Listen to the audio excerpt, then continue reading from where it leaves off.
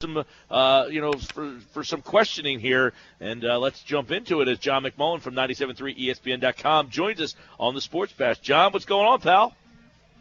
Hey, Mike. Doing well. Thanks for having me. You got it, man. And I think yesterday might be the first time since about September that I haven't talked to you every single day. But Doug Peterson and Howie Roseman bumped you yesterday. But they said some interesting things, I thought. Let's start off with DAmico Ryan's. You wrote about it at 97.3ESPN.com. Howie thanked him. But as you write, this was a necessary move for the Eagles. They did what they had to do. I don't know if it was a huge surprise, but tell the listeners why that was a move that was necessary. No, we knew it was coming. It was just a matter of when, and the deadline was March 11th, the second day of the league year, when his guaranteed portion of his salary would have kicked in at that point. So they had to make the move. Everybody knew it was coming, and it's tough, and that's the difficult part of this business, because you have really, really good people.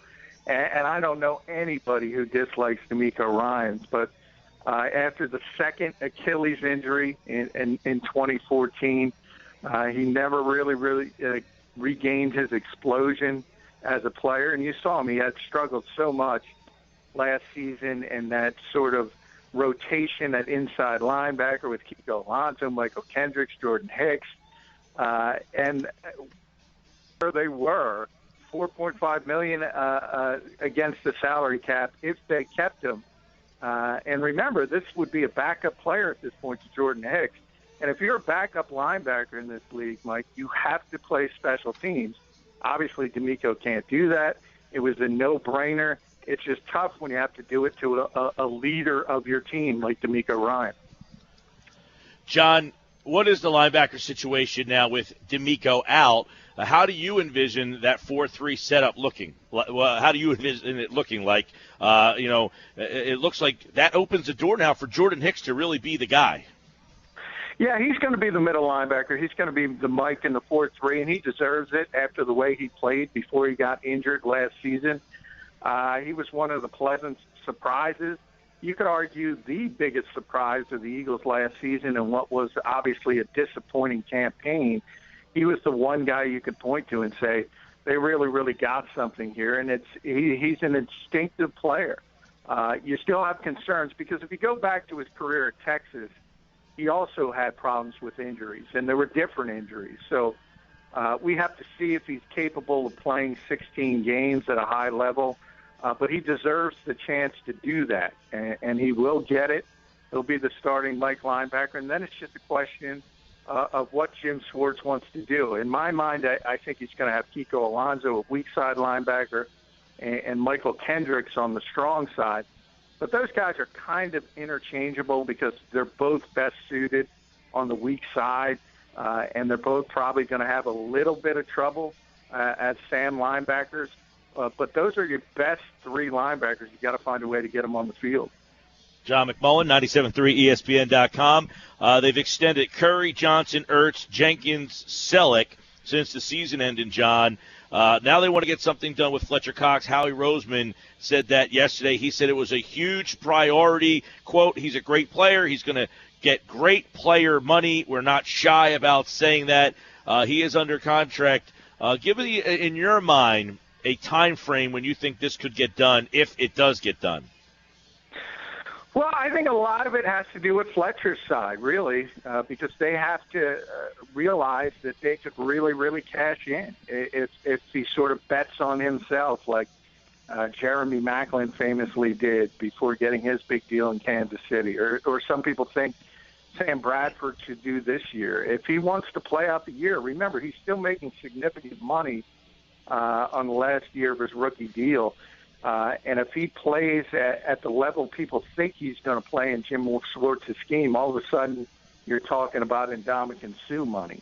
Now, people don't need that much money, and if he's happy in Philadelphia, he's happy where he is, he could take a more team-friendly deal. It would still be massive. He would still be set for life. So it's really, I think, the kind of flavor. I think it's the ball is in Fletcher's court, and the fact of what he wants to do, because the Eagles would love to get him done, as Howie constantly says, And if they could, they certainly would, even today. But it has to be obviously work for both sides. And when you have a player of that skill set at that level and people expect him to be even better now that he plays in a scheme that, at least on paper, looks better suited for his talents, it becomes a more difficult negotiation. All right, John, you write at 973ESPN.com. It's a real good piece, by the way. Get on over there and check it out. The Eagles put the ball in Bradford's court, and I thought yesterday there was a lot of dialogue regarding quarterbacks. Let's start with Peterson saying that the Eagles have a contingency plan in place in the event that Bradford is not back. Give us some scenarios that would be a contingency plan, because you would think that free agency and the draft, this week here, you're studying guys at the draft. You'll probably get an answer as whether or not you feel comfortable with the guy at 13. And I guess if they go free agency, that would probably tell you whether they like the guy this week. Yeah, well, and a lot of it depends on, obviously, if they get a deal done with Sam Bradford. And as we've said, we talked in the past, I think, if anything, that's trending more likely, simply because as you look at the possible cities where and they're slowly drying up. San Francisco, Trent Baalke was there saying that Colin Kaepernick is not going to be cut, so he's going to be the starter there. And Chip Kelly talked about it today. Talked about it's not about people in Philadelphia will laugh about this, but he said our job is to add talent, not take it away from the team. And he was speaking about Colin Kaepernick. So you can take San Francisco out of the equation. You could probably take Cleveland out of the equation, because they're going to draft a quarterback at number 2 or number 32. Even at the top of the draft, they're going to take one at number 32. So that's out of the equation. Some people have talked about Denver. I can't in a million years believe that the Broncos would say, gosh, well, and we're going to pay Sam Bradford $20 million.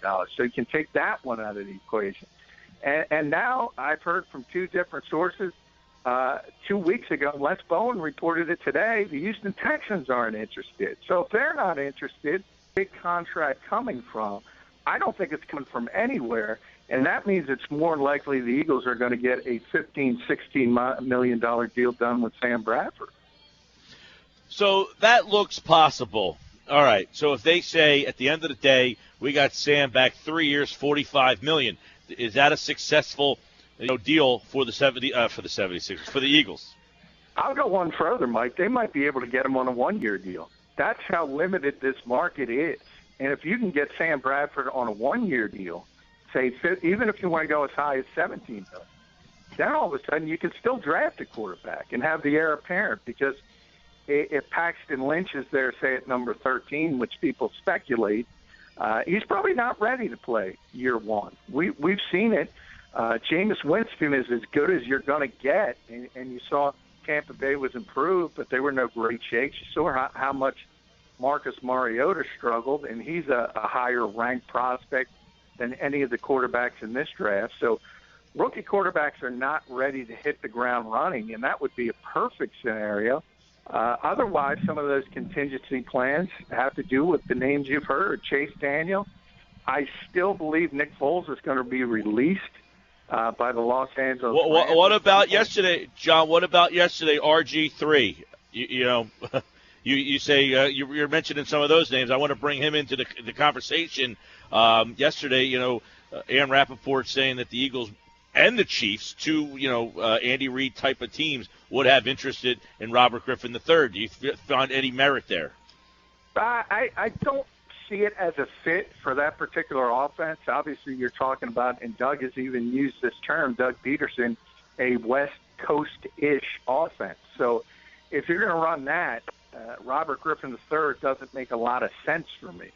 Now, that said, he's a talented guy, and when you're talking about contingency plans, and Howie mentioned this when he spoke at the Combine, you're dealing with 31 other teams, and sometimes Plan A doesn't work, not only Plan A, but Plan B and Plan C. So you have to do your due diligence, and if it comes down to it, and it comes down to the fact you can add a talented guy, and you can't get Chase Daniel, you can't get Nichols, who might be better fits for Doug Peterson's system, well, then you have to roll the dice player like that. But I would think in the level of contingencies, I would think that would be down at Plan C or Plan D.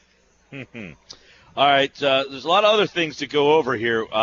When asked about Bradford yesterday, John, Doug Peterson said, quote, "All I know is if Sam wants to be in Philadelphia, he'll be in Philadelphia," kind of indicating that they're not going to tag him, but if he wants to, be open-minded, as you write, the ball's in his court, and those comments from Peterson kind of suggest, yeah, we want him back, but it's going to have to be on our terms. So you wonder how much give the Eagles have.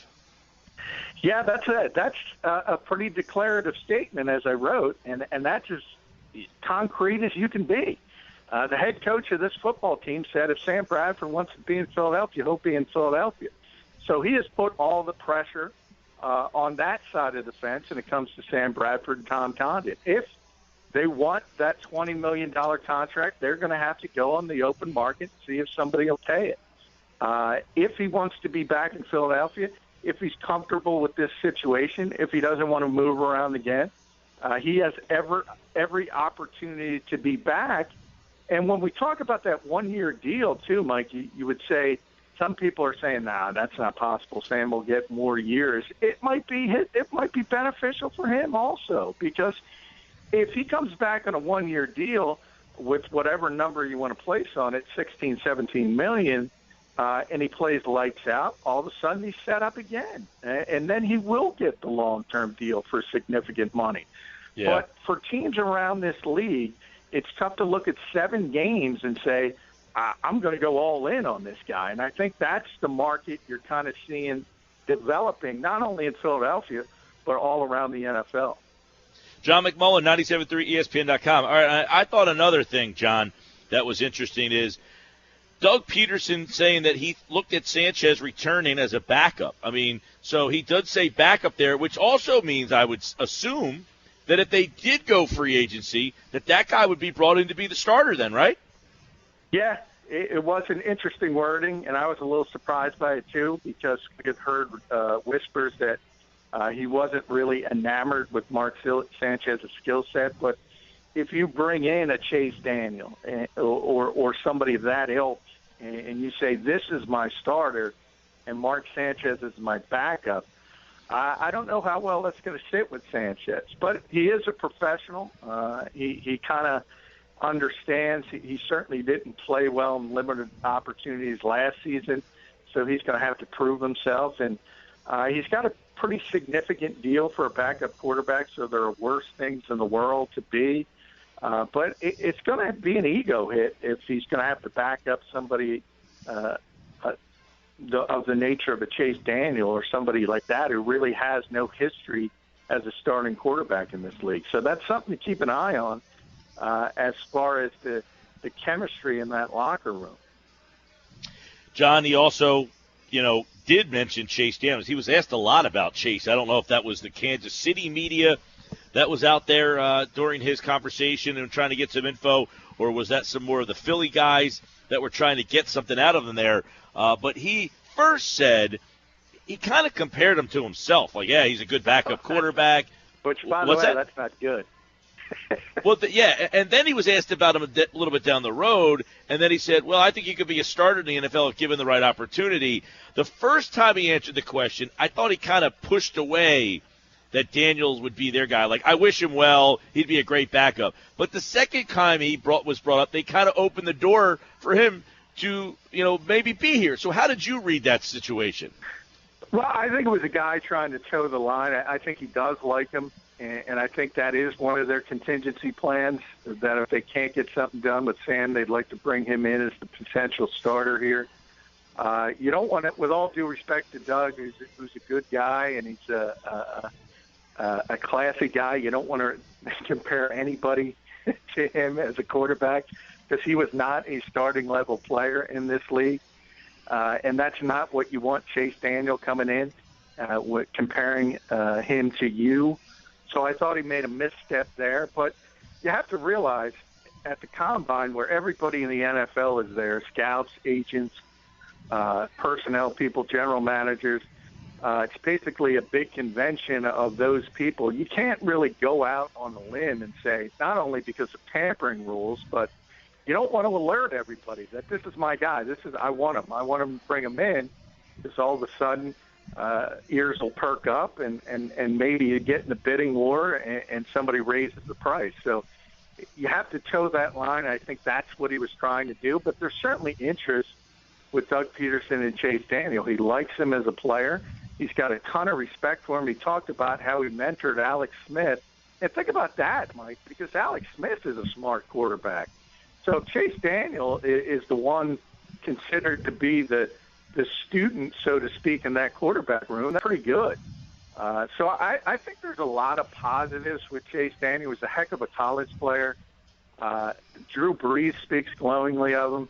And remember, when he went undrafted, it was strictly because of his size. It wasn't because of his effectiveness as a player. So I think at some point, this is the kind of guy who deserves a chance. I'm not going to say he's going to be the next Drew Brees, but I think he has a bigger upside than somebody like Doug Peterson had back in the day. All right, John McMullen, 97.3 ESPN.com. Go to the must-read section, click on McMullen's Eagles coverage, and get all the off-season news and notes, and, of course, the NFL Combine. We will certainly be diving into the draft with John, and the NFL news and notes never stops. It never stops. We never get a chance to get it all in, it seems like. But the Eagles have placed the ball in Bradford's court, as John writes at 97.3 ESPN.com. All right, pal, we will talk to you tomorrow. Hey, thanks, Mike. You got it. John McMullen, everybody, 97.3 ESPN.com. As PT, you want Bradford decision made. He said there.